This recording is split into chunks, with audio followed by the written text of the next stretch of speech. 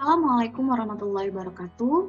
Dalam video kali ini, saya akan menjelaskan secara singkat mengenai kromatografi kolom.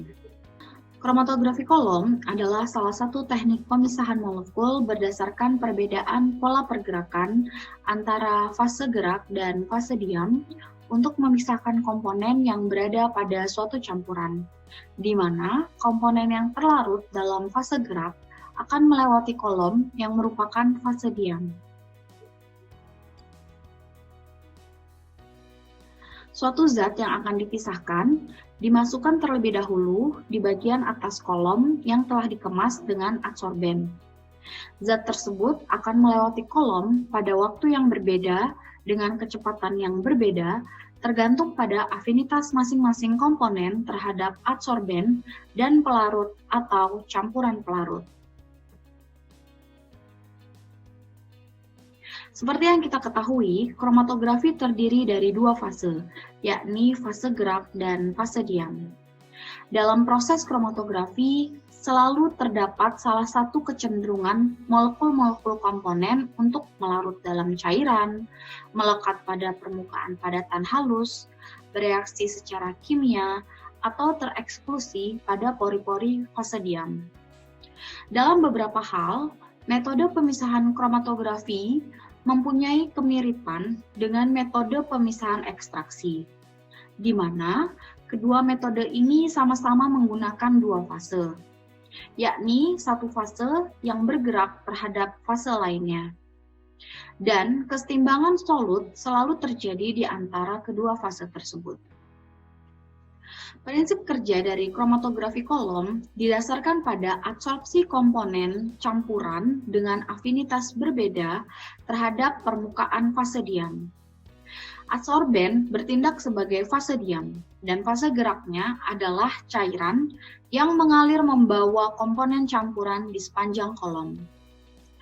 Komponen yang mempunyai afinitas besar terhadap adsorben akan secara selektif tertahan, dan komponen yang afinitasnya kecil akan dengan mudah mengikuti aliran pelarut.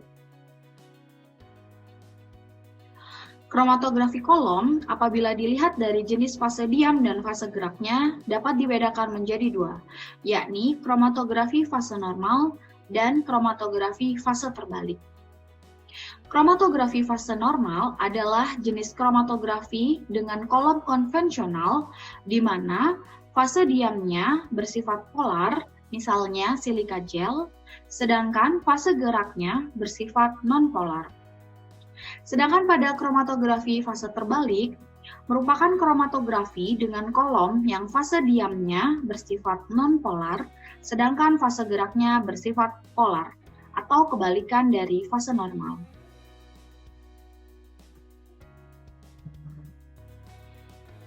Metode utama yang digunakan dalam kromatografi kolom adalah metode kering dan metode basah.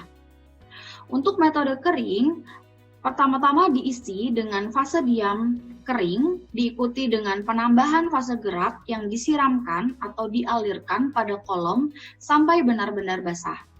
Sedangkan pada metode basah, bubur silika disiapkan dengan mencampurkan eluen pada serbuk fase diam dan dimasukkan secara perlahan pada kolom untuk mencegah terbentuknya gelembung udara. Larutan senyawa organik dipipet di bagian atas fase diam, kemudian eluen dituangkan secara perlahan melewati kolom. Kromatografi kolom memiliki beberapa kelebihan dibandingkan dengan metode kromatografi lainnya. Kelebihan dari kromatografi kolom antara lain memiliki sensitivitas tinggi, mampu mengidentifikasi konstituen renik, batas deteksi hingga 10⁻⁹ gram per liter, dan dilengkapi dengan sistem komputer untuk mengontrol bagian-bagian kromatogram dan menyimpan data hasil percobaan. Sedangkan beberapa kekurangan dari kromatografi kolom diantaranya adalah memerlukan bahan kimia yang cukup banyak sebagai fase diam dan fase gerak tergantung pada ukuran kolom.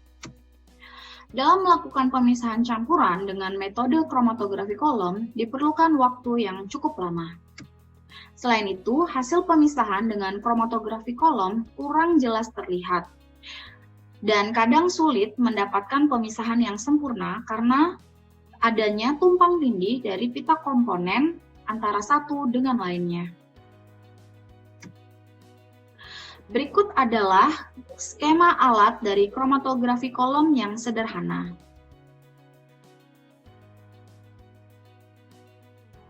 Demikianlah materi kali ini yang membahas mengenai kromatografi kolom. Terima kasih telah menonton video ini. Semoga bermanfaat.